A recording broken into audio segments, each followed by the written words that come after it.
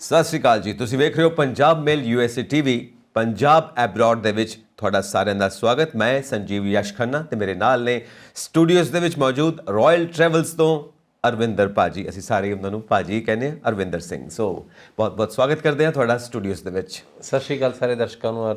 ਸੰਜੀਵ ਜੀ ਤੁਹਾਨੂੰ ਵੀ ਬਹੁਤ ਸ਼ੁਕਰੀਆ ਸਾਨੂੰ ਇੱਥੇ ਬਾਰ-ਬਾਰ ਬੁਲਾਉਣ ਲਈ। ਸਤਿ ਸ਼੍ਰੀ ਅਕਾਲ ਜੀ। ਤੇ ਕਾਫੀ ਖਲਬਲੀਆਂ ਨੇ ਲੋਕਾਂ ਦੇ ਮਨਾਂ ਦੇ ਵਿੱਚ, ਕੇਸਿਸ ਕਲੀਅਰ ਨਹੀਂ ਹੋ ਰਹੇ, ਮਨ ਦੇ ਕਈ ਸਵਾਲ ਨੇ ਭੰਬਲ ਭੂਸਿਆਂ 'ਚ ਪਏ ਹੋਏ ਨੇ ਕਿ ਪਤਾ ਨਹੀਂ ਕੀ ਬਣਨਾ ਤੇ ਕੀ ਨਹੀਂ ਬਣਨਾ।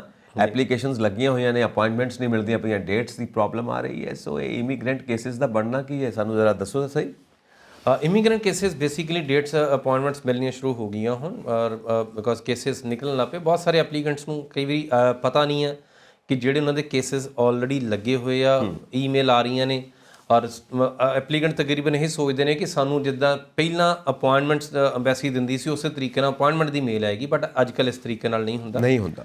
ਸੋ ਅੱਜ ਕੱਲ੍ਹ ਤੁਹਾਨੂੰ ਅਪਾਇੰਟਮੈਂਟਸ ਖੁਦ ਨੂੰ ਸ਼ਡਿਊਲ ਕਰਨੀਆਂ ਪੈਂਦੀਆਂ। ਔਰ ਇਹਦੇ ਨਾਲ ਨਾਲ ਜਿਹੜੇ ਨਾਨ ਇਮੀਗ੍ਰੈਂਟ ਕੇਸਿਸ ਨੇ, ਟੂਰਿਸਟ ਵੀਜ਼ਾ ਜਾਂ ਸਟੂਡੈਂਟ ਵੀਜ਼ਾਸ, ਉਹਨਾਂ ਦਾ ਵੀ ਸਮਾਂ ਤਕਰੀਬਨ ਨੇੜੇ ਆ ਗਿਆ। ਅਪਾਇੰਟਮੈਂਟਸ ਹਾਲੇ ਤੱਕ ਖੁੱਲ੍ਹ ਨਹੀਂ ਰਹੀਆਂ। ਹਾਲਾਂਕਿ ਬਾਰ-ਬਾਰ ਸਵਾਲ ਇਹੀ ਪੁੱਛਿਆ ਜਾਂਦਾ ਕਿ ਉਹਦੀ ਤਰੀਕ ਕਦੋਂ ਮਿਲੇਗੀ, ਕਦੋਂ ਤਰੀਕ ਮਿਲੇਗੀ। ਔਰ ਜਿੰਨਾ ਕਿ ਮੇਰਾ ਅੰਦਾਜ਼ਾ ਹੈ ਜਾਂ ਸ਼ੁਰੂ ਤੋਂ ਅੱਜ ਤੱਕ ਜਿੱਦਾਂ ਵੀ ਅਸੀਂ ਕੰਮ ਕਰਦੇ ਰਹੇ ਹਾਂ, ਸਮਰ ਹਮੇਸ਼ਾ ਸਮਾਂ ਰਹਿੰਦਾ US ਵੀਜ਼ਾਸ ਦਾ। ਸੋ ਸਮਰ ਟਾਈਮ US ਦਾ ਬਹੁਤ ਬਿਗ ਜਾਂਦਾ ਹੁੰਦਾ। So it is always like ਵੀ ਜਿੰਨੀਆਂ ਐਪਲੀਕੇਸ਼ਨਸ ਨੇ, ਅਗਰ ਅਸੀਂ ਪੂਰੇ ਸਾਲ ਦਾ ਕੋਟਾ ਸਭ ਤੋਂ ਵੱਧ ਅਗਰ ਕੰਜ਼ਿਊਮ ਹੁੰਦਾ ਵੇਖਦੇ ਹਾਂ ਤਾਂ ਉਹ ਸੈਪਟੰਬਰ ਦੇ ਵਿੱਚ ਸਮਰ ਦੇ ਵਿੱਚ ਹੁੰਦਾ ਹੈ। ਸੋ ਇਸ ਕਰਕੇ ਸਮਰ ਇਸ ਵਾਰ ਵੀ ਅਸੀਂ ਵੱਡੀ ਉਮੀਦ ਲਾ ਕੇ ਬੈਠੇ ਹਾਂ। ਔਰ ਇੱਕ ਚੀਜ਼ ਬਾਕੀ ਪੂਰੀ ਦੁਨੀਆ ਦੇ ਮੁਲਕ ਜਿਹੜੇ ਆ, ਅਗਰ ਅੰਬੈਸੀ ਦੀ ਕਿਤੇ ਬ੍ਰੇਕ ਲੱਗਦੀ ਹੈ ਉਸ ਤੋਂ ਬਾਅਦ ਉਹਨੂੰ ਦੁਬਾਰਾ ਐਕਸਲੇਟਰ ਤੱਕ ਜਾਣ ਲਈ, ਪੈਡਲ ਤੱਕ ਜਾਣ ਲਈ ਕਾਫੀ ਸਮਾਂ ਲੱਗਦਾ ਹੈ। US ਵਿੱਚ ਬਿਕੋਜ਼ ਜਿਹੜਾ US ਦਾ ਕਾਉਂਸਲੇਟ ਹੈ, US ਦਾ ਇਮੀਗ੍ਰੇਸ਼ਨ ਡਿਪਾਰਟਮੈਂਟ ਹੈ, ਬਹੁਤ ਵੱਡਾ ਹੈ, ਇਟਸ ਹਿਊਜ। ਸੋ ਇੱਥੇ ਐਪਲੀਕੇਸ਼ਨਸ ਜਿਹੜੀਆਂ ਪੈਂਡੈਂਸੀ ਬਹੁਤ ਜ਼ਿਆਦਾ ਨਹੀਂ ਰਹਿੰਦੀ ਹੁੰਦੀ ਨਾਨ ਇਮੀਗ੍ਰੈਂਟ ਕੇਸਿਸ ਦੀ। ਉਹ ਅੰਬੈਸੀ ਜਦੋਂ ਅਪਾਇੰਟਮੈਂਟਸ ਦੇਣੀਆਂ ਸ਼ੁਰੂ ਕਰਦੇ ਨੇ, ਰਾਤੋਂ ਰਾਤ ਹਜ਼ਾਰਾਂ ਅਪਾਇੰਟਮੈਂਟਸ ਨਿਕਲਦੀਆਂ ਨੇ, ਔਰ ਇੱਕਦਮ ਅੰਬੈਸੀਜ਼ ਫੁੱਲ ਭਰ ਕੇ ਤੇ ਉਹ ਜਿੰਨਾ ਬੈਕਲੌਗ ਆ ਉਹ ਕਲੀਅਰ ਹੋ ਜਾਂਦਾ ਹੈ। ਓਕੇ। ਸੋ ਇਸ ਕਰਕੇ ਨਾਨ ਇਮੀਗ੍ਰੈਂਟ ਕੇਸਿਸ ਦਾ ਤਾਂ ਬੈਕਲੌਗ ਕੋਈ ਮਸਲਾ ਰਹਿਣ ਨਹੀਂ ਵਾਲਾ। ਉਹ ਸਮਰ ਦੇ ਵਿੱਚ ਜਿੱਦਾਂ ਅਸੀਂ ਕਹਿ ਰਹੇ ਹਾਂ, ਇਹ ਚਾਹੇ ਸਟੂਡੈਂਟਸ ਨੇ, ਚਾਹੇ ਟੂਰਿਸਟ ਨੇ, ਚਾਹੇ ਸੈਰ ਸਪਾਟਾ ਵਾਲੇ ਨੇ, ਉਹ ਸਭ ਦੀਆਂ ਅਪਾਇੰਟਮੈਂਟਸ ਬਹੁਤ ਮਿਲਣਗੀਆਂ। ਔਰ ਮੈਨੂੰ ਉਮੀਦ ਹੈ ਹਫ਼ਤੇ ਤੋਂ ਸ਼ੁਰੂ ਹੋ ਜਾਣਗੀਆਂ, ਹਫ਼ਤਾ 10 ਦਿਨ ਜਾਂ ਮਾਰਚ ਤੋਂ ਤਕਰੀਬਨ ਡੈਫੀਨੇਟਲੀ ਇਹਦੇ 'ਚ ਚਾਂਸਸ ਬਹੁਤ ਜ਼ਿਆਦਾ ਨੇ ਮਾਰਚ ਤੋਂ ਸ਼ੁਰੂ ਹੋ ਜਾਣਗੀਆਂ। ਬਿਕੋਜ਼ ਐਕਚੁਅਲ ਸਮਰ ਟਾਈਮ ਅਸੀਂ ਮਾਰਚ ਤੋਂ ਹੀ ਗਿਣਦੇ ਹਾਂ। ਔਰ ਉਸ ਤੋਂ ਬਾਅਦ ਜਿਹੜੀਆਂ ਰੈਗੂਲਰ ਅਪਾਇੰਟਮੈਂਟਸ ਮਿਲਦੀਆਂ ਰਹਿਣਗੀਆਂ। ਸਟੂਡੈਂਟਸ ਨੂੰ ਵੀ ਹਾਲੇ ਥੋੜੀ ਦਿੱਕਤ ਆ ਰਹੀ ਹੈ। ਹਾਲਾਂਕਿ ਸਟੂਡੈਂਟਸ ਦੀਆਂ ਜਿਹੜੀਆਂ ਐਮਰਜੈਂਸੀ ਅਪਾਇੰਟਮੈਂਟ ਸ਼ਡਿਊਲ ਕਰਕੇ ਅਸੀਂ ਉਹਨੂੰ ਹਾਸਲ ਕਰ ਲੈਂਦੇ ਹਾਂ। ਸੋ ਸਟੂਡੈਂਟਸ ਨੂੰ ਲਗਾਤਾਰ ਦਿੱਕਤ ਨਹੀਂ ਆ ਰਹੀ, ਬਿਕੋਜ਼ ਜਿੱਦਾਂ ਦਾ ਸਟੂਡੈਂਟਸ ਦੀ ਇਨਟੇਕ ਨੇੜੇ ਆਉਂਦੀ ਹੈ, ਅੰਬੈਸੀ ਉਦੋਂ ਲੀਨੀਅੰਟ ਹੋ ਜਾਂਦੀ ਹੈ, ਉਦੋਂ ਸਾਨੂੰ ਅਪਾਇੰਟਮੈਂਟਸ ਰੈਗੂਲਰਲੀ ਦਿੰਦੀ ਹੈ। ਬਟ ਜਿਹੜੇ ਇਮੀਗ੍ਰੈਂਟ ਕੇਸਿਸ ਆ, ਇਮੀਗ੍ਰੈਂਟ ਕੇਸਿਸ ਨੂੰ ਜ਼ਰੂਰ ਖਿਆਲ ਰੱਖਣਾ ਹੈ ਕਿ ਉਹਨਾਂ ਨੂੰ ਉਹ ਅਪਾਇੰਟਮੈਂਟਸ ਸ਼ਡਿਊਲ ਕਰਨੀਆਂ ਨੇ। ਉਹ ਅੰਬੈਸੀ ਉਹ ਖੁਦ ਨਹੀਂ ਕਰੇਗੀ ਜਿੱਦਾਂ ਪਹਿਲਾਂ ਹੁੰਦਾ ਸੀ। ਸੋ ਇਹਨੂੰ ਸਟੈਪ ਬਾਏ ਸਟੈਪ ਆਪਾਂ ਲੈਂਦੇ ਹਾਂ। ਸਭ ਤੋਂ ਪਹਿਲਾਂ ਆਪਾਂ ਗੱਲ ਕਰਾਂਗੇ ਜਿਹੜੀਆਂ ਸਿੰਗਲ ਅਪਾਇੰਟਮੈਂਟਸ ਨੇ, ਉਹਦਾ ਕੀ ਸੀਨ ਬਣਦਾ ਹੈ।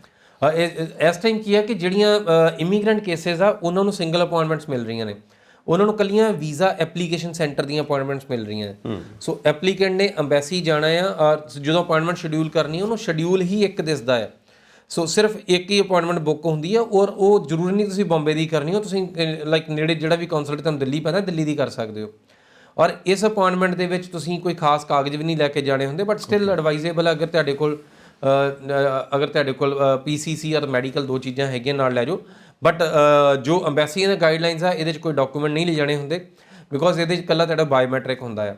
ਸੋ ਸ਼ੁਰੂ 'ਚ ਉਮੀਦ ਇਹ ਕੀਤੀ ਜਾਂਦੀ ਸੀ ਕਿ ਸ਼ਾਇਦ ਵੀਜ਼ਾ ਵੇਵਰ ਦੇ ਦੇ ਅੰਬੈਸੀ ਇਹਨਾਂ ਨੂੰ, ਬਿਕੋਜ਼ ਐਪਲੀਕੈਂਟਸ ਜਦੋਂ ਅਪਾਇੰਟਮੈਂਟ ਬੁੱਕ ਕਰਦੇ ਆ ਉਦੋਂ ਕਾਉਂਸਲਰ ਅਪਾਇੰਟਮੈਂਟ ਦਿਸਦੀ ਨਹੀਂ ਆ, ਬੰਬੇ ਵਾਲੀ ਅਪਾਇੰਟਮੈਂਟ ਦਿਸਦੀ ਨਹੀਂ ਆ। ਔਰ ਇਸ ਕਰਕੇ ਉਮੀਦ ਸੀ ਕਿ ਸ਼ਾਇਦ ਸ਼ੁਰੂ ਸਾਨੂੰ ਵੀ ਲੱਗਾ ਕਿ ਸ਼ਾਇਦ ਵੀਜ਼ਾ ਵੇਵਰਸ ਆ ਗਏ। ਬਟ ਦਿੱਲੀ ਜਾ ਕੇ ਉਹਨਾਂ ਨੂੰ ਸੈਕੰਡ ਅਪਾਇੰਟਮੈਂਟ ਸ਼ਡਿਊਲ ਕਰਨ ਨੂੰ ਕਿਹਾ ਜਾਂਦਾ ਹੈ। ਸੋ ਆਬਵੀਅਸਲੀ ਜਿਹੜੀ ਸੈਕੰਡ ਅਪਾਇੰਟਮੈਂਟ ਉਹ ਕਾਉਂਸਲਰ ਅਪਾਇੰਟਮੈਂਟਸ ਨੇ। ਓਕੇ। ਸੋ ਤੁਸੀਂ ਪਹਿਲਾਂ ਇੱਕ ਕਰਨੀ ਹੈ, ਸੋ ਇਹ ਭੁਗਤ ਕੇ ਉਸ ਤੋਂ ਬਾਅਦ ਸੈਕੰਡ ਕਰਨੀ ਹੈ। ਔਰ ਸੈਕੰਡ ਦੇ ਕਾਉਂਸਲਰ ਅਪਾਇੰਟਮੈਂਟ ਜਿਹੜੀ ਔਰ ਕਾਉਂਸਲਰ ਅਪਾਇੰਟਮੈਂਟ ਤੁਹਾਡੀ ਮੁੰਬਈ 'ਚ ਹੀ ਹੋਣੀ ਹੈ, ਬੰਬੇ 'ਚ ਹੀ ਹੋਣੀ ਹੈ। ਸੋ ਉਹ ਕਰਕੇ ਤੁਸੀਂ ਫਿਰ ਫਾਈਨਲੀ ਆਪਣੇ ਵੀਜ਼ਾ ਇੰਟਰਵਿਊ ਦੇ ਲਈ ਜਾਣਾ ਹੈ। ਸੋ ਕਾਉਂਸਲਰ ਅਪਾਇੰਟਮੈਂਟ ਹੋ ਗਿਆ, ਸਿੰਗਲ ਅਪਾਇੰਟਮੈਂਟ ਹੋ ਗਿਆ। ਹੁਣ ਉਹ ਅਪਾਇੰਟਮੈਂਟ ਤੋਂ ਬਾਅਦ ਜਿਹੜਾ ਨੈਕਸਟ ਸਟੈਪ ਹੈ, ਕਿਉਂਕਿ ਅਮਰੀਕਾ ਦਾ ਵੀਜ਼ਾ ਇੰਟਰਵਿਊ ਬੇਸਡ ਆ। ਜੀ। ਸੋ ਇੰਟਰਵਿਊ ਵਾਸਤੇ ਕਿਹੜਾ ਸਟੈਪ, ਜਿਹੜਾ ਪ੍ਰੋਸੈਸ ਰਹੇਗਾ, ਉਸ ਤੋਂ ਬਾਅਦ ਕੋਈ ਡਾਕੂਮੈਂਟਸ ਹੋਣਗੇ ਜਾਂ ਕੀ ਇੰਟਰਵਿਊ ਦੇ ਵਿੱਚ ਹੋਏਗਾ? ਨਹੀਂ, ਇੱਥੇ ਬੇਸਿਕਲੀ ਜਿਹੜੇ ਜਿੰਨੀਆਂ ਵੀ ਸਾਡੇ ਕੋਲ ਪਟੀਸ਼ਨਸ ਨੇ, ਜਿਹੜੀਆਂ ਪਟੀਸ਼ਨ ਬੇਸਡ ਇਮੀਗ੍ਰੇਸ਼ਨ ਜਿਹੜੀਆਂ ਇਮੀਗ੍ਰੈਂਟ ਫਾਈਲਸ ਨੇ, ਇਹਦੇ ਵਿੱਚ ਤਕਰੀਬਨ ਜਿਹੜੇ ਰਿਸ਼ਤੇ ਦੀ ਬਿਨਾਹ ਦੇ ਉੱਪਰ ਤੁਹਾਡਾ ਕੇਸ ਲੱਗਾ ਹੁੰਦਾ, ਸਿਰਫ ਉਹੀ ਲੋੜੀਂਦੇ ਕਾਗਜ਼ ਚਾਹੀਦੇ ਆ। ਤੁਹਾਡੇ ਮੈਰਿਜ ਸਰਟੀਫਿਕੇਟ ਹੋ ਸਕਦੇ ਆ, ਤੁਹਾਡੇ ਬਰਥ ਸਰਟੀਫਿਕੇਟਸ ਹੋ ਸਕਦੇ ਆ, ਤੁਹਾਡੀਆਂ PCC ਹੋ ਸਕਦੀਆਂ, ਔਰ ਫਾਈਨਲੀ ਤੁਹਾਡਾ ਮੈਡੀਕਲ ਹੋ ਸਕਦਾ ਹੈ।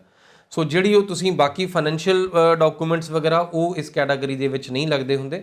ਸੋ ਤੁਸੀਂ ਸਿਰਫ ਤੇ ਸਿਰਫ ਲੋੜੀਂਦੇ ਜਿਹੜੇ ਕਾਗਜ਼ ਆ ਜਿਹੜਾ ਤੁਹਾਡੇ ਰਿਸ਼ਤੇ ਨੂੰ ਸਬੂਤ, ਜਿਹੜਾ ਰਿਸ਼ਤੇ ਦੀ ਬਿਨਾਂ ਜਿਹਦੇ ਨਾਲ ਪ੍ਰੂਫ ਕਾਇਮ ਹੈ, ਸੋ ਰਿਲੇਸ਼ਨਸ਼ਿਪ ਪ੍ਰੂਫ ਹੀ ਸਿਰਫ ਤੁਸੀਂ ਲੈ ਕੇ ਜਾਣੇ ਹੁੰਦੇ ਆ। ਔਰ ਇਸ ਜਿਹੜੀ ਇੰਟਰਵਿਊ ਦਾ ਆਧਾਰ ਵੀ ਜਿਹੜਾ ਆ ਉਹ ਬੇਸਿਕਲੀ ਨੋ ਯੋਰ ਫੈਮਿਲੀ ਵਾਲਾ ਹੀ ਹੁੰਦਾ ਕਿ ਤੁਹਾਨੂੰ ਆਪਣੇ ਪਰਿਵਾਰ ਬਾਰੇ ਕਿੰਨਾ ਕੁ ਪਤਾ ਆ। ਸੋ ਤੁਹਾਡੇ ਕੋਲ ਉਹੀ ਸਾਰੇ ਸਵਾਲ ਪੁੱਛੇ ਜਾਂਦੇ ਆ ਔਰ ਅਗਰ ਤੁਸੀਂ ਸਵਾਲਾਂ ਦੇ ਵਿੱਚ ਕਲੈਰਿਟੀ ਹੈਗੀ ਆ, ਸੋ ਅਗਰ ਤੁਹਾਨੂੰ ਪਤਾ ਹੈ ਕਿ ਤੁਹਾਡੇ ਕੋਲੋਂ ਕੀ ਪੁੱਛਿਆ ਜਾਣਾ ਔਰ ਤੁਸੀਂ ਸਿੱਧ ਕੀ ਕਰਨਾ ਹੈ, ਫਿਰ ਇੰਟਰਵਿਊ ਕੋਈ ਖਾਸ ਨਹੀਂ ਹੈਗੀ। ਔਰ US ਦੀ ਮੈਂ ਅੱਗੇ ਕਹਿਣਾ ਹੁੰਦਾ ਕਿ ਗੱਲੀ ਬਾਤੀ ਵੀਜ਼ਾ ਹੈ, US ਸਭ ਤੋਂ ਸੌਖੇ ਵੀਜ਼ਿਆਂ ਦੇ ਵਿੱਚੋਂ ਮੰਨਿਆ ਜਾਂਦਾ। ਹਾਲਾਂਕਿ ਮੈਨੂੰ ਰੋਜ਼ ਬਹੁਤ ਸਾਰੇ ਫੋਨ ਆਉਂਦੇ ਵੀ ਜਿੰਨਾ ਸੌਖਾ ਤੁਸੀਂ ਦੱਸਦੇ ਇੰਨਾ ਸੌਖਾ ਹੈ ਨਹੀਂ ਆ, ਬਟ ਬਿਲੀਵ ਮੀ ਇਹ ਇੰਨਾ ਹੀ ਸੌਖਾ ਆ। ਸਿਰਫ ਨਹੀਂ ਪਤਾ ਹੋਣਾ ਹੀ ਸਾਡੇ ਵੀਜ਼ਾਸ ਦੀ ਰਿਜੈਕਸ਼ਨ ਜਾਂ ਡਿਲੇ ਦਾ ਕਾਰਨ ਹੈ। ਸੋ ਅਗਰ ਤੈਨੂੰ ਪ੍ਰੋਸੀਜਰ ਪਤਾ ਨੇ, ਅਗਰ ਤੁਹਾਨੂੰ ਪਤਾ ਹੈ ਕਿ ਅੰਬੈਸੀ ਤੁਸੀਂ ਚੱਲੇ ਕਿਉਂ ਹੋ, ਵੀਜ਼ਾ ਆਫਿਸਰ ਨੂੰ ਤੁਹਾਡੇ ਤੋਂ ਚਾਹੀਦਾ ਕੀ ਆ, ਅਗਰ ਉਹਨਾਂ ਚੀਜ਼ਾਂ ਦੇ ਵਿੱਚ ਕਲੈਰਿਟੀ ਆ, ਫਿਰ ਇਹ ਦੁਨੀਆ ਦੇ ਸਭ ਤੋਂ ਸੌਖੇ ਵੀਜ਼ਿਆਂ ਦੇ ਵਿੱਚੋਂ ਆਉਂਦਾ ਆ। ਔਰ ਸਾਡਾ ਸਿਰਫ ਡਰ ਹੈ ਕਿ ਸਾਨੂੰ ਲੱਗਦਾ ਕਿ ਉੱਥੇ ਜਾ ਕੇ ਪਤਾ ਨਹੀਂ ਕਿਹੜੀ ਨੇਰੀ ਆਉਣ ਲੱਗੀ ਹੈ। ਸੋ ਕੁਛ ਨਹੀਂ, ਬਹੁਤ ਸੌਖੇ ਵੀਜ਼ਿਆਂ ਦੇ ਵਿੱਚੋਂ, ਚਾਹੇ ਇਮੀਗ੍ਰੈਂਟ ਕੇਸਿਸ ਲਓ ਚਾਹੇ ਨਾਨ ਇਮੀਗ੍ਰੈਂਟ ਕੇਸਿਸ ਲਓ। ਸੋ ਅਗਰ ਤੁਹਾਨੂੰ ਆਪਣੀ ਵੀਜ਼ਾ ਦੀ ਕੈਟਾਗਰੀ ਬਾਰੇ ਗਿਆਨ ਹੈਗਾ, ਅਗਰ ਤੁਹਾਨੂੰ ਪਤਾ ਕਿ ਉਹਦੇ 'ਚ ਕੀ ਰਿਕੁਆਇਰਮੈਂਟਸ ਨੇ, ਅਗਰ ਤੁਹਾਨੂੰ ਪਤਾ ਕਿ ਉਹਦੇ 'ਚ ਅਲਟੀਮੇਟਲੀ ਪ੍ਰੂਵ ਕੀ ਕਰੀਦਾ, ਫਿਰ ਦੁਨੀਆ ਦੇ ਸਭ ਤੋਂ ਸੌਖੇ ਵੀਜ਼ਿਆਂ ਵਿੱਚੋਂ। ਸੋ ਇਸ ਵਕਤ ਕੋਵਿਡ ਦੇ ਮਾਹੌਲ ਤੋਂ ਬਾਅਦ ਫਿਰ ਤੋਂ ਕੁਝ ਫਲਾਈਟਸ ਖੁੱਲ ਰਹੀਆਂ ਨੇ, ਕੁਝ ਨੇਸ਼ਨਸ ਆਪਣੇ ਬੁਲਾ ਰਹੇ ਨੇ, ਬੈਕਲੌਗ ਨਿਕਲ ਰਿਹਾ। ਤਾਂ ਸਟੂਡੈਂਟਸ ਜਿਹੜੇ ਇੰਡੀਆ ਦੇ ਨੇ ਉਹਨਾਂ ਨੂੰ ਕਾਫੀ ਉਮੀਦ ਬਣੀ ਹੈ ਵਿਚਾਰੇ। ਪਹਿਲਾਂ ਤਾਂ 1.5-2 ਸਾਲ ਤੇ ਬਿਲਕੁਲ ਹੀ ਸੋਚਾਂ। ਤੁਹਾਡੇ ਆਫਿਸ 'ਚ ਵੀ ਕਈ ਫੋਨ ਆਉਂਦੇ ਹੋਣਗੇ, ਭਾਜੀ ਕੀ ਬਣਨਾ ਮੇਰੀ ਐਪਲੀਕੇਸ਼ਨ ਦਾ, ਕੀ ਬਣਨਾ ਮੇਰੀ ਲੈਟਰ ਦਾ। ਸੋ ਇਸ ਤਰ੍ਹਾਂ ਦੇ ਕਨਫਿਊਜ਼ਨ ਦੇ ਵਿੱਚੋਂ ਹੁਣ ਥੈਂਕ ਗੋਡ ਕਿ ਨਿਕਲਦੇ ਪਏ ਨੇ। ਤੇ ਹੁਣ ਜਿਹੜੀਆਂ ਸਟੂਡੈਂਟ ਵੀਜ਼ਾ ਮਿਲਦੇ ਨੇ ਉਹਦਾ ਕੀ ਸੀਨ ਹੈ ਅਮਰੀਕਾ ਦੇ ਵਿੱਚ?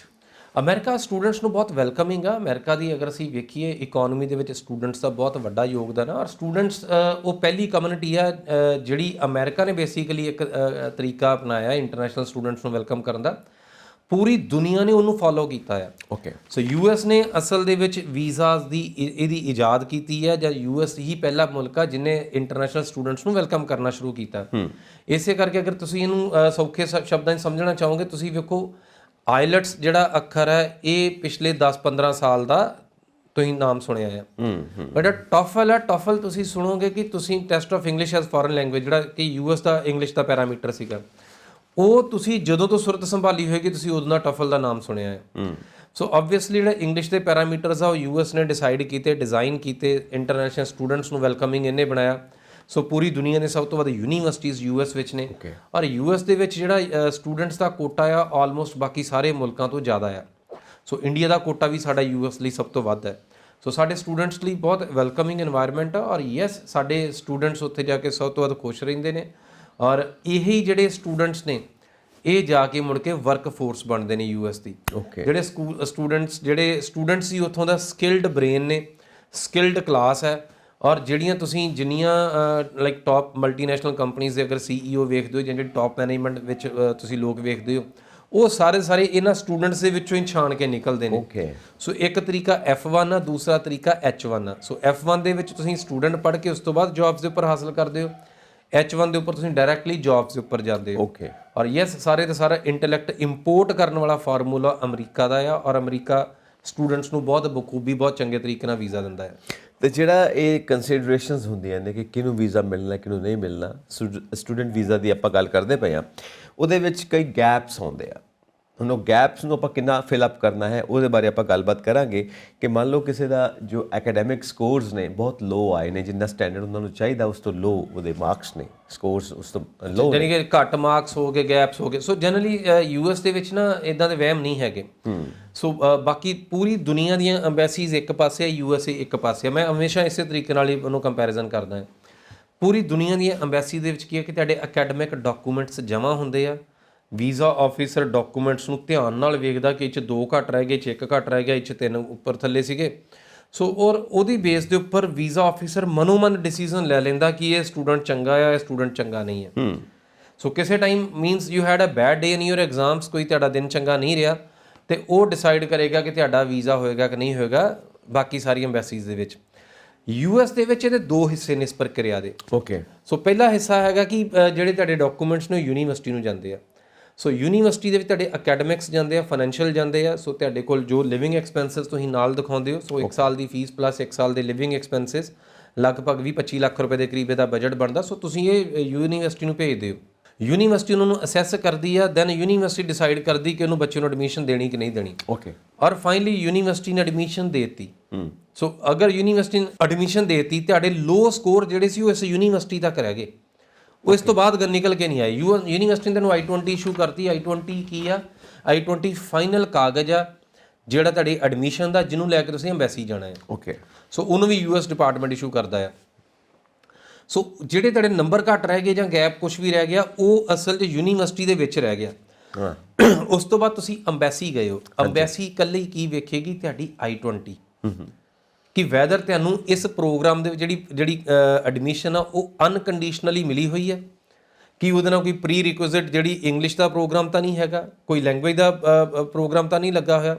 ਸੋ ਅਗਰ ਤੁਸੀਂ ਡਾਇਰੈਕਟਲੀ ਮੇਜਰ ਦੇ ਵਿੱਚ ਜਾ ਰਹੇ ਹੋ, ਕਿਸੇ ਵੀ ਮੇਜਰ ਦੇ ਵਿੱਚ ਜਾ ਰਹੇ ਹੋ, ਚਾਹੇ ਗ੍ਰੈਜੂਏਟ ਦੇ ਵਿੱਚ, ਚਾਹੇ ਤੁਸੀਂ ਮਾਸਟਰਸ ਵਿੱਚ ਜਾ ਰਹੇ ਹੋ, ਸੋ ਕਿਸੇ ਵੀ ਮੇਜਰ ਸਬਜੈਕਟ ਦੀ ਤੁਸੀਂ ਅਗਰ ਪੜ੍ਹਾਈ ਲਈ ਜਾ ਰਹੇ ਹੋ, ਤਾਂ ਤੁਹਾਨੂੰ ਅੰਬੈਸੀ ਸਿਰਫ ਉਹ ਮੇਜਰ ਸਬਜੈਕਟ ਬਾਰੇ ਪੁੱਛੇਗੀ।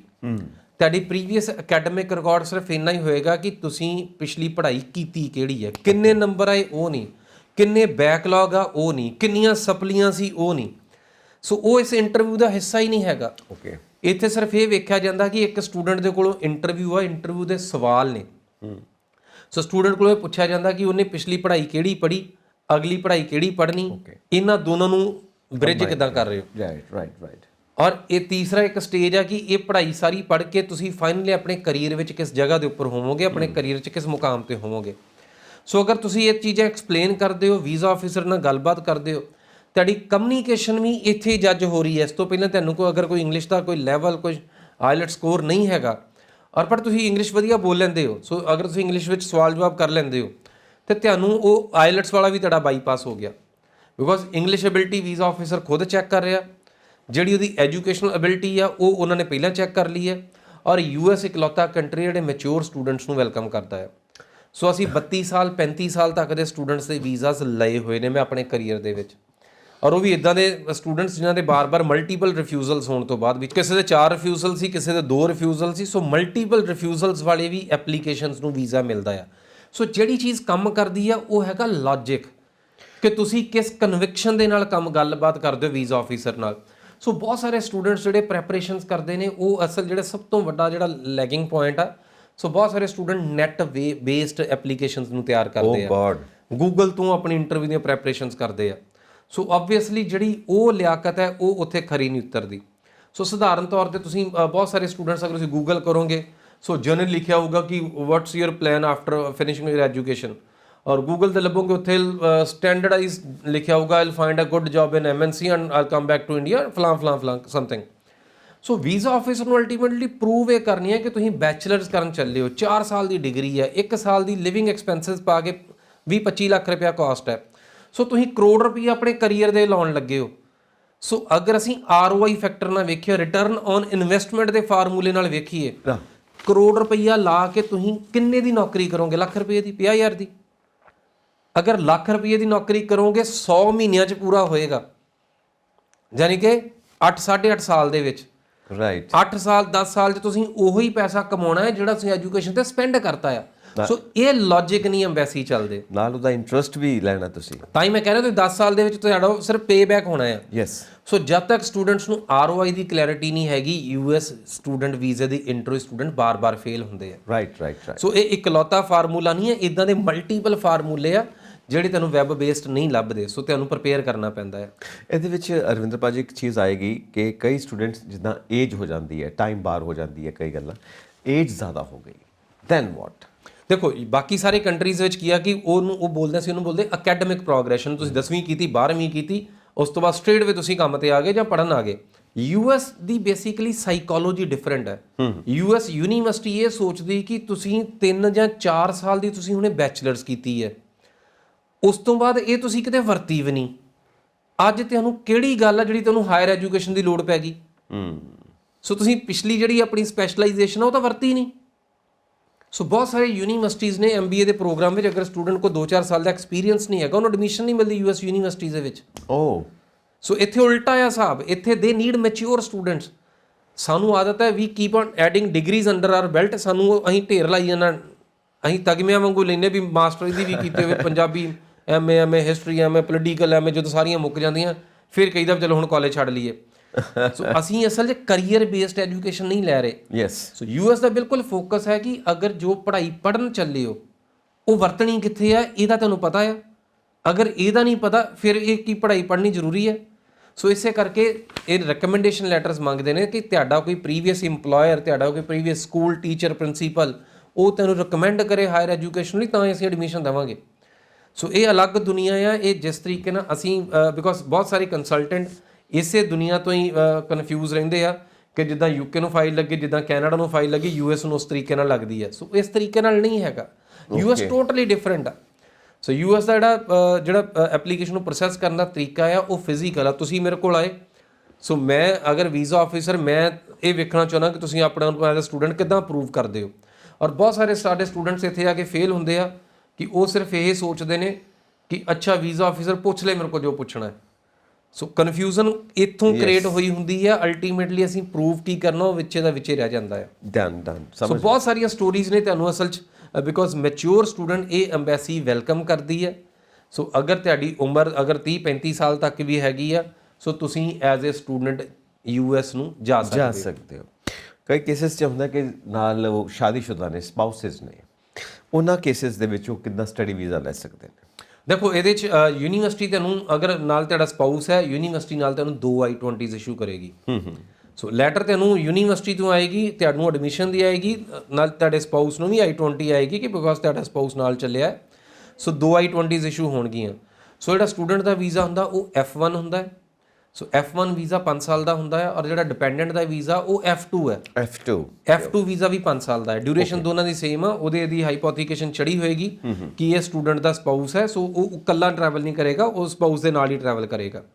ਸੋ ਇਸ ਕੈਟਾਗਰੀ ਦੇ ਵਿੱਚ ਇਹ ਐਮਬੈਸੀ ਵੀਜ਼ਾਸ ਦਿੰਦੀ ਆ ਔਰ ਦੋਨੋਂ ਐਪਲੀਕੈਂਟ ਇਕੱਠੇ ਐਮਬੈਸੀ ਅਪੀਅਰ ਹੋ ਸਕਦੇ ਨੇ। ਦੋਨੋਂ ਵੀਜ਼ਾ ਆਫਿਸਰ ਦੇ ਸਾਹਮਣੇ ਖੜ ਕੇ ਇੰਟਰਵਿਊ ਦੇ ਲੈਣਗੇ।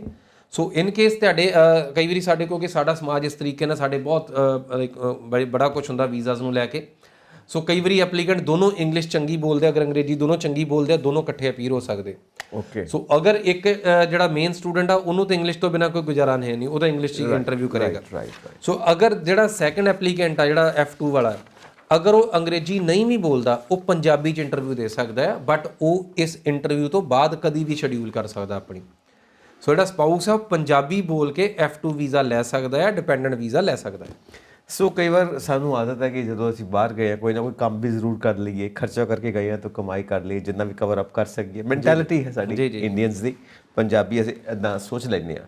ਸੋ ਜਦੋਂ ਸਪਾਊਸ ਕੇਸ ਆ, ਦੋਵੇਂ ਗਏ ਨੇ, ਤਾਂ ਉਹਦੇ 'ਚ ਇਹ ਪਰਮਿਸ਼ਨ ਮਿਲ ਸਕਦੀ ਹੈ ਇੱਕ ਜਣਾ ਕੰਮ ਕਰੇ ਕੁਝ ਅਰਨਿੰਗ ਕਰ ਲਵੇ, ਦੋਵਾਂ ਦੇ ਕੰਮ ਆ ਸਕੇ? ਇੱਥੇ ਪੁੱਠਾ ਆ। ਬਿਕੋਜ਼ ਪੂਰੀ ਦੁਨੀਆ ਦੇ ਜਿਹੜੇ ਮੁਲਕ ਨੇ ਉੱਥੇ ਸਾਰੇ ਪਾਸੇ ਸਟੂਡੈਂਟ ਦੇ ਸਪਾਊਸ ਨੂੰ ਵਰਕਿੰਗ ਰਾਈਟਸ ਨੇ। ਕੈਨੇਡਾ ਵਿੱਚ ਓਪਨ ਵਰਕ ਪਰਮਿਟ ਮਿਲ ਜਾਂਦਾ, ਤੁਸੀਂ ਜਿੱਥੇ ਮਰਜ਼ੀ ਓਪਨਲੀ ਕੰਮ ਕਰ ਸਕਦੇ ਹੋ। ਸੋ ਬਾਕੀ ਸਾਰੇ ਕੰਟਰੀਜ਼ ਵਿੱਚ ਡਿਪੈਂਡੈਂਟ ਨੂੰ ਰਾਈਟਸ ਨੇ ਕੰਮ ਕਰਨ ਦੇ। ਅਨਫੋਰਚੂਨੇਟਲੀ ਯੂਐਸ ਵਿੱਚ ਇਹ ਨਹੀਂ ਹੈਗਾ। ਸੋ ਯੂਐਸ ਦੇ ਵਿੱਚ ਲੀਗਲੀ ਜਿਹੜਾ ਸਪਾਊਸ ਦਾ ਡਿਪੈਂਡੈਂਟ ਆ ਉਹਦੇ ਕੋਲ ਕੰਮ ਕਰਨ ਦਾ ਅਧਿਕਾਰ ਨਹੀਂ ਹੈਗਾ, ਲੀਗਲੀ ਕੰਮ ਕਰਨ ਦਾ ਅਧਿਕਾਰ ਨਹੀਂ ਹੈਗਾ। ਸੋ ਕੰਮ ਕੋਈ ਕਰਦਾ ਨਹੀਂ ਕਰਦਾ ਉਹ ਸੈਕੰਡਰੀ ਇਸ਼ੂ ਆ, ਬਟ ਲੀਗੈਲਿਟੀ ਦੇ ਵਿੱਚ ਉਹਦਾ ਅਧਿਕਾਰ ਨਹੀਂ ਹੈਗਾ। ਕੱਲਾ F1 ਦਾ ਨਹੀਂ, ਈਵਨ H1 ਦਾ ਡਿਪੈਂਡੈਂਟ ਆ ਜਿਹੜਾ।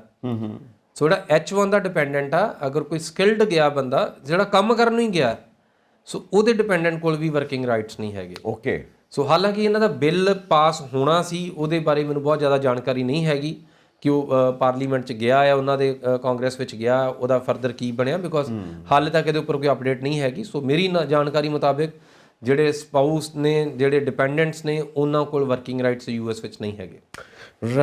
ਫਿਰ ਇੱਕ ਥਾਂ 'ਤੇ ਆਉਂਦੀ ਹੈ ਸਿਚੁਏਸ਼ਨ ਕਿ ਜਦੋਂ ਇੱਕ ਬੰਦੇ ਨੇ ਅਪਲਾਈ ਕੀਤਾ, ਉਹਨੂੰ ਰਿਜੈਕਸ਼ਨਸ ਮਿਲਦੀਆਂ ਨੇ, ਰਿਫਿਊਜ਼ ਕਰ ਦਿੰਦੇ ਨੇ, ਕਿਸੇ ਵੀ ਕਾਰਨ ਰਿਫਿਊਜ਼ ਕਰ ਸਕਦੇ ਨੇ। ਕੋਈ ਆਪਣੇ ਆਪ ਪ੍ਰੈਪਰੇਸ਼ਨ ਕਰਕੇ ਚਲਾ ਗਿਆ ਜਾਂ ਕੋਈ ਹੋਰ ਵੀ ਉਹਦੇ ਕੋਲੋਂ ਗਲਤੀ ਹੋ ਗਈ, ਮਿਸਟੇਕ ਹੋ ਗਈ, ਤੇ ਮਲਟੀਪਲ ਰਿਫਿਊਜ਼ਲਸ ਤੋਂ ਬਾਅਦ ਕਿ ਫਿਰ ਕਿੰਨੇ ਕੁ ਵਾਰ ਟਰਾਈ ਕਰ ਸਕਦਾ ਉਹ? ਦੇਖੋ ਅਲਟੀਮੇਟਲੀ ਮਲਟੀਪਲ ਰਿਫਿਊਜ਼ਲ ਵਾਲੇ ਬਹੁਤ ਸਾਰੇ ਐਪਲੀਕੈਂਟ ਨੇ। ਬਿਕੋਜ਼ ਤੁਸੀਂ ਇੱਕ ਗਲਤੀ ਬਾਰ-ਬਾਰ ਕਰੀ ਜਾਓਗੇ ਤਾਂ ਐਮਬੈਸੀ ਵੀਜ਼ਾ ਨਹੀਂ ਦੇਗੀ। ਜਿੱਦਣ ਕਲੈਰਿਟੀ ਹੋ ਜਾਏਗੀ ਉਦੋਂ ਵੀਜ਼ਾ ਮਿਲ ਜਾਏਗਾ। ਸੋ ਮਲਟੀਪਲ ਰਿਫਿਊਜ਼ਲਸ ਦਾ ਇਸ ਐਮਬੈਸੀ 'ਚ ਕੋਈ ਅਸਰ ਨਹੀਂ ਹੈ। ਔਰ ਇੱਕ ਗੱਲ ਹੋਰ, ਇਸ ਐਮਬੈਸੀ ਜਦੋਂ ਵੀਜ਼ਾ ਆਫਿਸਰ ਤੁਹਾਡੇ ਨਾਲ ਗੱਲਬਾਤ ਕਰ ਰਿਹਾ, most of the during most of your interview ਉਹਨੂੰ ਇਹ ਨਹੀਂ ਪਤਾ ਕਿ ਤੁਸੀਂ ਪਹਿਲਾਂ ਰਿਫਿਊਜ਼ਡ ਹੋ। ਬਿਕੋਜ਼ ਬਾਕੀ ਸਭ ਪਾਸੇ ਤੁਸੀਂ ਪਹਿਲਾਂ ਆ ਜਾਂਦਾ ਕਿ ਤੁਹਾਡਾ ਐਪਲੀਕੇਸ਼ਨ ਰੀਅਪਲਾਈਡ ਹੈ, ਸੋ ਤੁਹਾਡਾ ਪਹਿਲਾਂ ਸਟੇਟਸ ਦਿਸ ਰਿਹਾ ਬਿਕੋਜ਼ ਉਹ ਸਾਰੀਆਂ ਇਲੈਕਟ੍ਰੋਨਿਕਲੀ ਫਾਈਲਡ ਨੇ। ਯਾ ਸੋ ਇੱਥੇ ਤੁਸੀਂ ਫਿਜ਼ੀਕਲ ਐਪਲੀਕੇਸ਼ਨ 'ਚੋਂ, ਔਰ ਇੱਥੇ ਵੀ ਕਾਲਮ ਜ਼ਰੂਰ ਹੈਗੇ ਕਿ ਤੁਹਾਡੇ ਕੋਲ ਪਿਛਲਾ ਰਿਫਿਊਜ਼ਲ ਹੈਗਾ ਕਿ ਨਹੀਂ ਹੈਗਾ, ਬਟ ਉਹ ਜਿਹੜਾ ਕਾਲਮ ਹੈ ਉਹ at the end of the form ਹੈ। ਸੋ ਇਹ ਬੜਾ ਚਲਾਕੀ ਨਾਲ ਬੜਾ ਬਿਊਟੀਫੁਲੀ ਡਿਜ਼ਾਈਨਡ ਹੈ ਕਿ ਬੇਸਿਕਲੀ ਵੀਜ਼ਾ ਆਫਿਸਰ ਬਾਇਸ ਨਾ ਹੋਵੇ। ਵੀਜ਼ਾ ਆਫਿਸਰ ਪਹਿਲਾਂ ਹੀ ਬਿਕੋਜ਼ ਪਿੱਛੇ ਲਾਈਨ ਦੀ ਢੇਰ ਲੱਗਾ, ਸੋ ਅਗਰ ਐਜ਼ ਏ ਕਾਉਂਸਲਰ ਮੈਂ ਪਹਿਲਾਂ ਹੀ ਮਨ ਬਣਾ ਲਿਆ ਕਿ ਮੈਂ ਰਿਫਿਊਜ਼ਲ ਵਾਲੇ ਨੂੰ ਨਹੀਂ ਵੀਜ਼ਾ ਦੇਣਾ, ਤੇ ਉਹ ਵੀਜ਼ਾ ਆਫਿਸਰ ਬਾਇਸ ਹੋ ਸਕਦਾ ਹੈ, ਉਹ ਇੱਕ ਤਰਫਾ ਫੈਸਲਾ ਕਰ ਰਿਹਾ ਹੈ, ਸੋ ਉਹ ਡਿਸਕ੍ਰਿਮੀਨੇਸ਼ਨ ਹੈ। ਸੋ ਇਸ ਕਰਕੇ ਉਹ ਇਸ ਡਿਸਕ੍ਰਿਮੀਨੇਟ ਨਾ ਕਰ ਸਕੇ ਵੀਜ਼ਾ ਆਫਿਸਰ ਨੂੰ during most of your interview ਇਹ ਨਹੀਂ ਪਤਾ ਤੁਸੀਂ ਪਹਿਲਾਂ ਰਿਫਿਊਜ਼ਡ ਹੋ। ਓਕੇ, ਸੋ ਸਪੋਜ਼ ਕਰੋ ਤੁਸੀਂ ਪਹਿਲਾਂ ਰਿਫਿਊਜ਼ ਹੋ and then I'm talking to you as a counsellor, so ਮੈਂ ਤੁਹਾਡੇ ਨਾਲ ਗੱਲਬਾਤ ਕਰ ਰਿਹਾ ਔਰ ਮੈਨੂੰ ਆਈ ਫਾਈਂਡ ਸੈਟੀਸਫੈਕਸ਼ਨ, ਮੈਂ ਜਿਹੜੇ ਬਹੁਤ ਸਾਰੇ ਤੁਸੀਂ ਜਵਾਬ ਦਿੱਤੇ ਮੈਂ ਉਹਨਾਂ ਤੋਂ ਖੁਸ਼ ਹਾਂ। ਸੋ ਮੈਨੂੰ ਕੋਈ ਵਹਿਮ ਨਹੀਂ ਹੈਗਾ, ਫਿਰ ਮੈਂ ਪੁਰਾਣੇ ਉਹਨੂੰ then at the end I came to know ਕਿਉਂਕਿ you applied earlier also, you said yes sir I applied early also and something like went wrong, so maybe the visa officer was not happy with my application। so ਉੱਥੇ ਕੋਈ offence ਨਹੀਂ ਆ ਉਹਨੂੰ, ਅਗਰ as a councillor ਮੈਨੂੰ ਲੱਗ ਰਿਹਾ ਕਿ ਇਹ ਜੈਨੂਨ ਕੈਂਡੀਡੇਟ ਆ ਤਾਂ ਉਸੇ ਟਾਈਮ ਵੀਜ਼ਾ ਦੇ ਦਿੱਤਾ ਜਾਂਦਾ ਹੈ। Right sir. ਸੋ ਇੱਥੇ ਮਲਟੀਪਲ ਰਿਫਿਊਜ਼ਲਸ ਦਾ ਕੋਈ ਚੱਕਰ ਨਹੀਂ ਆ। ਮੈਂ ਬਹੁਤ ਸਾਰੇ ਕੇਸਿਸ 8-8 9-9 ਰਿਫਿਊਜ਼ਲਸ ਤੋਂ ਬਾਅਦ ਲਏ ਆ। ਇੱਕ 2 ਰਿਫਿਊਜ਼ਲ ਤੋਂ ਬਾਅਦ ਲਾਸਟ ਮੰਥ ਅਸੀਂ ਵੀਜ਼ਾ ਲਿਆ ਆ, ਉਹ ਵੀ 35 ਸਾਲ ਦੇ ਬੰਦੇ ਦਾ। ਸੋ ਇਹ ਲਾਈਕ ਇੱਥੇ ਜਿਹੜਾ ਏਜ ਦੇ ਮਾਇਨੇ ਨੇ ਜਾਂ ਜਿਹੜੇ ਆ ਗੈਪਸ ਦੇ ਮਾਇਨੇ ਨੇ, ਇਹ ਕਿਤੇ ਕੁਝ ਨਹੀਂ ਹੈਗੇ। ਸੋ ਲੌਜੀਕਲੀ ਅਗਰ ਤੁਹਾਨੂੰ ਪਤਾ ਆ ਤਾਂ ਤੁਸੀਂ ਇੰਟਰਵਿਊ ਕੱਢ ਲਓਗੇ, ਨਹੀਂ ਪਤਾ ਤੇ ਫਿਰ ਵਾਕਿਆ ਬਹੁਤ ਵੱਡਾ ਮਸਲਾ ਹੈ। ਇੱਕ ਅੱਜ ਕੱਲ੍ਹ ਚੱਲ ਰਿਹਾ ਨਾ ਸਪੈਸ਼ਲਾਈਜੇਸ਼ਨ ਦਾ ਦੌਰ, ਕਈ ਵਾਰ ਕਹਿੰਦੇ ਨੇ ਸੁਪਰ ਸਪੈਸ਼ਲਾਈਜੇਸ਼ਨ। ਸੋ ਉਹਦੇ ਵਿੱਚ ਕਈ ਵਾਰ ਮਜ਼ਾਕ ਕਰਦੇ ਹੋਏ ਕਹਿੰਦੇ ਨੇ ਕਿ ਡਾਕਟਰ ਨੂੰ ਪੁੱਛਿਆ ਤੁਸੀਂ ਅੱਖਾਂ ਦੇ ਡਾਕਟਰ ਹੋ? ਕਹਿੰਦਾ ਹਾਂ, ਜਾਂ ਮੈਂ ਅੱਖਾਂ ਦਾ ਡਾਕਟਰ ਹਾਂ। ਕਹਿੰਦਾ ਕਿਹੜੀ ਅੱਖ ਦਾ, ਖੱਬਾ ਕਿ ਸੱਜਾ? ਸੋ ਇੰਨੀ ਸੁਪਰ ਸਪੈਸ਼ਲਾਈਜੇਸ਼ਨ ਹੋ ਗਈ ਹੈ ਅੱਜ ਕੱਲ੍ਹ। ਸੋ ਇਹਦੇ ਵਿੱਚ ਵੀ ਸਪੈਸ਼ਲਾਈਜੇਸ਼ਨ ਦੀ ਗੱਲ ਆਉਂਦੀ ਹੈ ਕਿ ਸਟੂਡੈਂਟਸ ਕਿਸੇ ਖਾਸ ਸਟੱਡੀ ਵਾਸਤੇ ਸਪੈਸ਼ਲਾਈਜੇਸ਼ਨ ਵਾਸਤੇ ਗਿਆ, ਉਹਨੂੰ ਕੀ ਬੈਨੀਫਿਟ ਹੋਣਗੇ? ਦੇਖੋ ਸਪੈਸ਼ਲਾਈਜ਼ ਐਜੂਕੇਸ਼ਨ ਲਈ ਯੂਐਸ ਮੱਕਾ ਆ। ਸੋ ਜਿਹੜੇ ਸੁਪਰ ਸਪੈਸ਼ਲਾਈਜ਼ ਪ੍ਰੋਗਰਾਮਸ ਨੇ ਉਹ ਯੂਐਸ ਸਭ ਤੋਂ ਵੱਧ ਨੇ। ਸੋ ਅਗਰ ਤੁਸੀਂ ਮਾਸਟਰਸ ਕਰਨੀ ਹੈ, ਕਿਸੇ 'ਚ ਡਾਕਟਰੇਟ ਕਰਨੀ ਹੈ, ਸੋ ਯੂਐਸ ਦੀ ਧਰਤੀ ਇਹ ਬਲੈਸਿੰਗ ਹੈ ਸਾਰਿਆਂ ਦੇ ਲਈ। ਰਾਈਟ। ਬਿਕੋਜ਼ ਉਸ ਤੋਂ ਬਾਅਦ ਜਿਹੜੇ ਤੁਹਾਡੇ ਨਾਲ ਕਰੀਅਰ ਆਪਸ਼ਨਸ ਆ ਤੁਸੀਂ ਦੁਨੀਆ 'ਚ ਕਦੀ ਸੋਚ ਨਹੀਂ ਸਕਦੇ। ਸੋ ਬਿਕੋਜ਼ ਦੁਨੀਆ ਦੀਆਂ ਸਭ ਤੋਂ ਵੱਧ ਯੂਨੀਵਰਸਿਟੀਜ਼ ਅਗਰ ਅਸੀਂ ਗੱਲ ਕਰੀਏ ਯੂਐਸ ਵਿੱਚ ਨੇ, ਔਰ ਅਗਰ ਟੌਪ 100 ਦੀ ਗੱਲ ਵੀ ਕਰੀਏ ਉਹ ਵੀ ਯੂਐਸ ਦੇ ਵਿੱਚ ਬਹੁਤ ਸਾਰੀਆਂ ਯੂਨੀਵਰਸਿਟੀਜ਼ ਨੇ। On top of it US ਇੱਕ ਡਿਵੈਲਪ ਕੰਟਰੀ ਹੈ ਜਿਹਦੇ ਵਿੱਚ ਕਿ ਸਭ ਤੋਂ ਵੱਧ ਜਿਹੜਾ ਜ਼ੋਰ ਦਿੱਤਾ ਜਾਂਦਾ ਉਹ R&D ਦੇ ਉੱਪਰ ਆ। ਓਕੇ। ਸੋ ਤੁਸੀਂ ਅਗਰ ਕੋਈ ਪ੍ਰੋਗਰਾਮ ਪੜ੍ਹ ਰਹੇ ਹੋ, ਸੋ ਤੁਸੀਂ ਅਗਰ ਲਾਈਕ ਕਿਸੇ ਵੀ ਬਾਇਓਟੈਕਨੋਲੋਜੀ, ਐਨੀਥਿੰਗ, ਆਰਟੀਫਿਸ਼ੀਅਲ ਇੰਟੈਲੀਜੈਂਸ, ਤੁਸੀਂ ਕੁਝ ਵੀ ਪੜ੍ਹ ਰਹੇ ਹੋ, ਐਨੀਥਿੰਗ, ਸੋ ਯੂਐਸ ਦੇ ਵਿੱਚ ਬੇਸਿਕਲੀ ਉਹਦੀ R&D ਸਭ ਤੋਂ ਵੱਧ ਹੋਏਗੀ।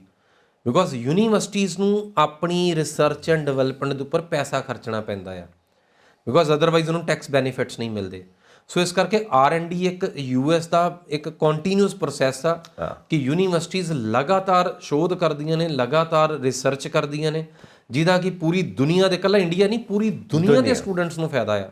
ਸੋ ਤੁਸੀਂ ਕਿਸੇ ਵੀ ਸਪੈਸ਼ਲਾਈਜੇਸ਼ਨ ਦੇ ਵਿੱਚ ਅਗਰ ਆਉਣਾ ਚਾਹੁੰਦੇ ਹੋ ਤਾਂ ਯੂਐਸ ਵਾਕਿਆ ਹੀ ਮੱਕਾ ਆ। ਇਸ ਤੋਂ ਗਾਂ, ਇਸ ਤੋਂ ਉੱਪਰ ਅਗਰ ਤੁਸੀਂ ਮੈਪ ਤੇ ਵੀ ਵੇਖਦੇ ਹੋ ਤਾਂ ਤੋਂ ਗਾਂ ਦੁਨੀਆ ਮੁੱਕ ਜਾਂਦੀ ਹੈ। ਯੈਸ। ਸੋ ਜਿੱਦਾਂ ਕਿ ਮੱਕਿਓਂ ਪਰੇ ਉਜਾੜ ਹੈ, ਸੋ ਇਹ ਅਖੀਰਲਾ ਮੁਲਕ ਹੈ ਦੁਨੀਆ ਦਾ।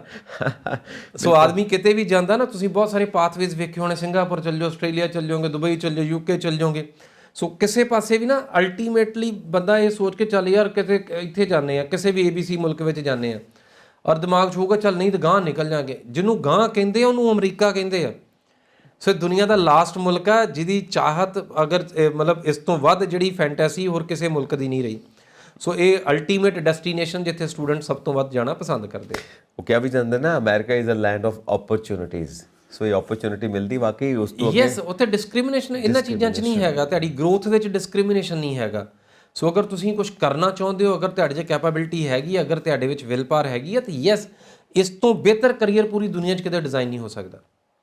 ਬਹੁਤ ਵਧੀਆ। ਸੋ ਕਈ ਵਾਰ ਹੁੰਦਾ ਹੈ ਕਿ ਜਿਸ ਤਰ੍ਹਾਂ ਅਮਰੀਕਾ ਦੀ ਪਾਪੂਲੇਸ਼ਨ ਆ ਅਤੇ ਬਾਹਰੋਂ ਇਮੀਗਰੈਂਟਸ ਆ ਰਹੇ ਨੇ, ਪਾਪੂਲੇਸ਼ਨ ਕਿਸੇ ਤਰ੍ਹਾਂ ਦਾ ਇਤਰਾਜ਼ ਨਹੀਂ ਕਰਦੀ, ਕੋਈ ਕਲੈਸ਼ ਨਹੀਂ ਹੁੰਦਾ ਕਿ ਜਿਸ ਤਰ੍ਹਾਂ ਆਪਾਂ ਸੋਚਦੇ ਹਾਂ ਕਿ ਪ੍ਰਾਇਓਰਿਟੀ ਮਿਲ ਰਹੀ ਹੈ ਜੀ ਜੋ ਬਾਹਰੋਂ ਆ ਰਹੇ ਨੇ, ਉਹਨਾਂ ਦੀ ਕਾਬਲੀਅਤ ਦੇ ਮੁਤਾਬਿਕ, ਉਹਨਾਂ ਦੀ ਐਕਸਲੈਂਸ ਦੇ ਮੁਤਾਬਿਕ ਉਹਨਾਂ ਨੂੰ ਕਾਫੀ ਓਪਰਚੁਨਿਟੀਜ਼ ਨੇ। ਜਿਹੜੀ ਉੱਥੋਂ ਦੀ ਪਾਪੂਲੇਸ਼ਨ ਆ ਉੱਥੋਂ ਦੀ ਵਸੋਂ ਆ, ਉਹ ਲੋਕ ਆਬਜੈਕਸ਼ਨਸ ਕਰਦੇ ਹੋਣ। ਨਹੀਂ ਸੰਜੀਵ ਜੀ, ਅਸਲ ਜਿਹੜਾ ਯੂਐਸ ਦਾ ਬੇਸਿਕਲੀ ਡੀਐਨਏ ਆ ਨਾ, ਉਹ ਇਮੀਗ੍ਰੈਂਟਸ ਤੋਂ ਹੀ ਬਣਿਆ। 100% ਲੋਕ ਮਾਈਗ੍ਰੈਂਟਸ ਨੇ, 100% ਲੋਕ ਬਾਹਰੋਂ ਆਏ ਆ। ਉਹ 100% ਲੋਕ ਉਹ ਨੇ ਜਿਨ੍ਹਾਂ ਨੇ ਕਿਸੇ ਦਿਨ ਆਪਣਾ ਮੁਲਕ ਛੱਡਿਆ ਸੀ ਤੇ ਯੂਐਸ ਨੂੰ ਆਪਣਾ ਮੁਲਕ ਅਡਾਪਟ ਕੀਤਾ ਆ। ਰਾਈਟ। ਸੋ ਇਸ ਕਰਕੇ ਉੱਥੇ ਦਾ ਕੋਈ ਵੀ ਬਸ਼ਿੰਦਾ ਇਹ ਨਹੀਂ ਕਹਿ ਸਕਦਾ ਕਿ ਮੈਂ ਇੱਥੋਂ ਦਾ ਤੇ ਬਾਕੀ ਬਾਹਰ ਦੇ ਨੇ, ਬਿਕੋਜ਼ 100% ਲੋਕ ਹੀ ਬਾਹਰੋਂ ਆਏ ਨੇ। ਸੋ ਜਿਹੜੀ ਇਹ ਅਸੈਪਟੇਬਿਲਿਟੀ ਆ, ਇਹ ਜੈਨਰਿਕ ਆ। ਸੋ ਇਹ ਡੀਐਨਏ ਦੇ ਵਿੱਚ ਆ। ਸੋ ਇਹਨੂੰ ਗਾਂ ਪੋਲੀਟੀਕਲ ਰੀਜ਼ਨਸ ਕੋਈ ਨਾ ਕੋਈ ਉੱਪਰ ਥੱਲੇ ਕਰਨ ਨੂੰ ਜ਼ਰੂਰ ਇੱਦਾਂ ਦੀਆਂ ਚੀਜ਼ਾਂ ਹੋ ਸਕਦੀਆਂ, ਬਟ ਜਿਹੜਾ ਬੇਸਿਕ ਡੀਐਨਏ ਹੈ ਯੂਐਸ ਦਾ, ਉਹ ਮਲਟੀ ਕਲਚਰਲ ਹੈ। ਸੋ ਯੂਐਸ ਦਾ ਅਸਲ 'ਚ ਕੋਈ ਕਲਚਰ ਵੀ ਅਗਰ ਕਹੀ ਕਿ ਨਾ ਯੂਐਸ ਦਾ ਮਤਲਬ ਸਪੈਸੀਫਿਕ ਕਲਚਰ ਇੱਦਾਂ ਦਾ ਕੁਛ ਨਹੀਂ ਹੈਗਾ, ਬਿਕੋਜ਼ 100% ਲੋਕ ਬਾਹਰੋਂ ਆਏ ਆ। ਸੋ ਇਸ ਕਰਕੇ ਇਹੋ ਜਿਹੀਆਂ ਕੋਈ ਮਸਲੇ ਨਹੀਂ ਹੈਗੇ। ਸੋ ਯੈਸ, ਇਮੀਗ੍ਰੈਂਟਸ ਦਾ ਬਹੁਤ ਵੱਡਾ ਯੋਗਦਾਨ ਹੈ ਪਾਪੂਲੇਸ਼ਨ ਦੇ ਵਿੱਚ, ਬਿਕੋਜ਼ ਸਾਰੀ ਪਾਪੂਲੇਸ਼ਨ 100% ਇਮੀਗ੍ਰੈਂਟਸ ਤੋਂ ਹੀ ਬਣੀ ਹੈ। ਨਾਈਸ। ਇਹਦਾ ਮਤਲਬ ਹੈ ਕਿ ਅਮਰੀਕਾ ਜਾ ਕੇ ਇੰਡੀਅਨਸ ਵਾਸਤੇ ਬਹੁਤ ਜ਼ਿਆਦਾ ਓਪਰਚੁਨਿਟੀਜ਼ ਨੇ, ਪੰਜਾਬੀ ਉੱਥੇ ਜਾ ਕੇ ਬਹੁਤ ਕੁਝ ਕਰ ਸਕਦੇ। ਯੈਸ। ਔਰ ਸਭ ਤੋਂ ਵੱਡੀ ਗੱਲ ਮੈਨੂੰ ਉੱਥੇ ਇਹ ਲੱਗਦੀ ਹੈ ਕਿ ਉੱਥੇ ਡਿਗਨਿਟੀ ਆਫ ਐਜੂਕੇਸ਼ਨ ਹੈ। ਬਿਲਕੁਲ ਸਰ, ਇਹ ਆਬਵੀਅਸਲੀ ਜਿਹੜੀ ਡਿਗਨਿਟੀ ਆ, it comes with education only. ਅਗਰ ਸਾਡੇ ਸਟੂਡੈਂਟਸ ਕੋਲ, ਸਾਡੇ ਜਿਹੜੇ ਇਮੀਗ੍ਰੈਂਟਸ ਕੋਲ, ਸਾਡੇ ਲੋਕਾਂ ਕੋਲ ਸਰਮਾਇਆ ਜ਼ਿਆਦਾ ਹੈ, ਉਹਦਾ ਕਾਰਨ ਐਜੂਕੇਸ਼ਨ ਹੈ। ਬਿਕੋਜ਼ ਜਿੰਨੀਆਂ ਲੋਕਲ ਕਮਿਊਨਿਟੀ ਹੈ, ਸਭ ਤੋਂ ਵੱਧ ਅਗਰ ਐਜੂਕੇਸ਼ਨ ਦੇ ਅਗਰ ਅਸੀਂ 67% ਜਿਹੜੇ ਲੋਕਲ ਜਿਹੜੇ ਮੈਨੂੰ ਕੁਝ ਸਾਲ ਪਹਿਲਾਂ ਦਾ ਅੰਕੜਾ ਯਾਦ ਹੈ, ਸੋ 67% ਆਫ ਜਿਹੜੇ ਅਮਰੀਕਨਸ ਆ, ਜਿਹੜੇ ਇੰਡੀਅਨ ਓਰੀਜਨ ਦੇ ਨੇ, ਉਹ ਗ੍ਰੈਜੂਏਟ ਨੇ। ਓਕੇ। ਸੋ ਇੰਨੀ ਵੱਡੀ ਗ੍ਰੈਜੂਏਟਸ ਦੀ ਫੌਜ ਹੈ ਮਤਲਬ ਸਾਡੇ ਮੁਲਕ ਦੇ ਕੋਲ, ਕਿ ਤੁਸੀਂ ਦੇਖੋ ਵੀ 2/3 ਲੋਕ ਜਿਹੜੇ ਨੇ ਉਹ ਗ੍ਰੈਜੂਏਟਸ ਨੇ। ਸੋ ਇਹਦਾ ਮਤਲਬ ਇਹ ਹੋ ਗਿਆ ਕਿ ਜਿਹੜੀ ਲੋਕਲਸ ਦੇ ਵਿੱਚ ਇੰਨੀ ਪੜ੍ਹਾਈ ਨਹੀਂ ਹੈਗੀ। ਔਰ ਪੜ੍ਹਾਈ, ਬੇਸਿਕ ਐਜੂਕੇਸ਼ਨ, ਬੇਸਿਕ ਇੰਟੈਲੈਕਟ, ਇਹ ਸਾਡਾ ਹਥਿਆਰ ਹੈ। ਔਰ ਇਹਦੇ ਬਲਬੂਤੇ ਦੇ ਉੱਪਰ ਹੀ ਜਿਹੜੀ ਸਾਡੀ ਇਨਕਮ ਆ, ਸਾਡੇ ਲੋਕਾਂ ਦੀ ਇਨਕਮ ਆ, ਉੱਥੋਂ ਦੇ ਲੋਕਾਂ ਨਾਲੋਂ ਡਬਲ ਆ। ਸੋ ਜਿਹੜੇ ਲੋਕਲਸ ਨੇ, ਇਹਨੂੰ ਤੁਸੀਂ ਕਹਿ ਰਹੇ ਹੋ, ਔਰ ਜਿਹੜੇ ਵਰਸਸ ਇੰਡੀਅਨਸ। ਸੋ ਇੰਡੀਅਨਸ ਵੀ ਸਾਡੇ ਲੋਕਲ ਨੇ, ਬਟ ਇੱਕ ਸਾਡੀ ਆਦਤ ਹੈ ਕਿ ਸਾਡੇ ਜਿਹੜੇ ਸਟੂਡੈਂਟਸ ਪੜ੍ਹਦੇ ਜ਼ਿਆਦਾ, ਸਾਡੇ ਐਜੂਕੇਸ਼ਨ ਨੂੰ ਹੋਰ ਸੀਰੀਅਸਲੀ ਸਮਝਿਆ ਜਾਂਦਾ। ਸਿਰਫ ਉਹ ਐਜੂਕੇਸ਼ਨ ਦੀ ਬਦੌਲਤ ਜਿਹੜੀ ਇਨਕਮ ਡਿਸਪੈਰਿਟੀ ਆ, ਕਿ ਜਿਹੜੇ ਇੰਡੀਅਨਸ ਦੀ ਇਨਕਮ ਆ ਲੋਕਲਸ ਦੇ ਨਾਲੋਂ ਡਬਲ ਆ। ਓਕੇ। ਸੋ ਇਹ ਅੰਕੜੇ ਨੇ, ਇਹ ਸਟੈਟਸ ਨੇ ਯੂਐਸ ਦੇ ਖੁਦ ਦੇ। Very nice. ਸੋ ਬਹੁਤ ਵਧੀਆ ਲੱਗਦਾ ਜਦੋਂ ਵੀ ਤੁਸੀਂ ਆਉਂਦੇ ਹੋ ਤੇ ਇੱਕ ਕਾਫੀ ਜ਼ਿਆਦਾ ਡੀਪਲੀ ਜਾ ਕੇ ਸਾਡੇ ਆਡੀਅנס ਨੂੰ, ਸਾਡੇ ਵਿਊਅਰਸ ਨੂੰ ਤੁਸੀਂ ਸਭ ਕੁਝ ਸਮਝਾਉਂਦੇ ਹੋ। ਸੋ ਕੀਪ ਕਮਿੰਗ, ਔਰ ਹਮੇਸ਼ਾ ਵਕਤ ਕੱਢਦੇ ਰਹਿਣਾ ਸਾਡੇ ਸ਼ੋਜ਼ ਵਾਸਤੇ, ਔਰ ਇਸ ਤਰ੍ਹਾਂ ਹੀ ਐਨਲਾਈਟਨ ਕਰਦੇ ਰਹਿਣਾ ਸਾਡੇ ਆਡੀਅנס ਨੂੰ। Thank you so much for this wonderful talk. Thank you Sanjeev ਜੀ, ਥੈਂਕ ਯੂ, ਸਤਿ ਸ਼੍ਰੀ ਅਕਾਲ। ਸੋ ਤੁਸੀਂ ਵੀ ਇਸ ਪ੍ਰੋਗਰਾਮ ਨੂੰ ਖੂਬ ਇੰਜੋਏ ਕਰਿਆ ਕਰੋ, ਔਰ ਨਾਲ ਦੇ ਨਾਲ ਆਪਣੀਆਂ ਕੁਐਰੀਜ਼ ਵੀ ਭੇਜਿਆ ਕਰੋ, and keep sending us your views. ਸਾਡਾ YouTube ਚੈਨਲ ਜੋ ਹੈ ਉਹਨੂੰ ਸਬਸਕ੍ਰਾਈਬ ਕਰੋ ਤੇ ਆਪਣੇ ਵਿਊਜ਼ ਸਾਡੇ ਨਾਲ ਸ਼ੇਅਰ ਕਰੋ, ਕਿਉਂਕਿ ਅਸੀਂ ਕੋਸ਼ਿਸ਼ ਕਰਾਂਗੇ ਕਿ ਹਰ ਐਪੀਸੋਡ ਦੇ ਵਿੱਚ ਤੁਹਾਨੂੰ ਤੁਹਾਡੀਆਂ ਕੁਐਰੀਜ਼ ਦਾ ਆਨਸਰ ਜ਼ਰੂਰ ਦਈਏ। So thank you so much, ਔਰ ਹੋਰ ਅਪਡੇਟਸ ਦੇ ਲਈ ਵੇਖਦੇ ਰਹੋ ਪੰਜਾਬ ਮੇਲ USA TV। ਸਤਿ ਸ਼੍ਰੀ ਅਕਾਲ ਜੀ।